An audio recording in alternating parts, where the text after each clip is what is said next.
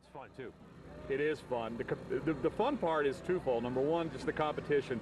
We love competition and we love to be a part of competition, but the second thing is it's advancing the use of the technology in ways we never thought we would before, and this is truly a place where learning and way of life and play all come together at one time. And I'll bet you solved a lot of problems for them that they may not have ever thought could be solved.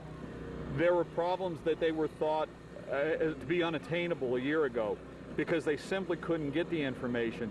And now a whole new spectrum of opportunity is opened up to the point they're even now talking about getting things like biometric data from the driver when he makes decisions and how he makes decisions to help the human element of improve its way of approaching the problems in the cockpit. I understand, I was talking to the boys, Max Jones and some of the guys before, you're going to supply them with a different sort of radio system, I understand. We are. We're supplying them with different radios because different environments require different radios for different applications.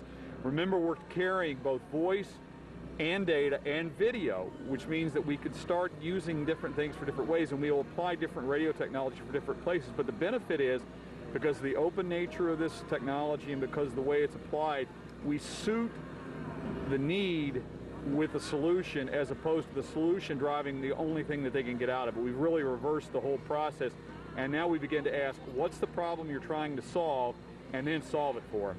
And this will all play out in your governmental work.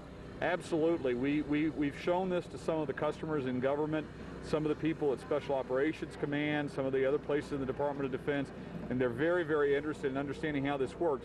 Not only for things that they have to deal with in the field, but remember, they have to work in a lot of urban environments now, and these are very similar. And it's not just the war fighter type of approach that they're concerned about, it's also things like how they help first responders, like policemen and firemen and other people that have to do work, especially in the day and age post 9/11. We're beginning to ask ourselves, how can we be smarter and better prepared to do the jobs in the face of emergency situations going forward? The other thing that's very important to remember too, if you remember at 9/11, one of the biggest challenges we had was communication between different organizations.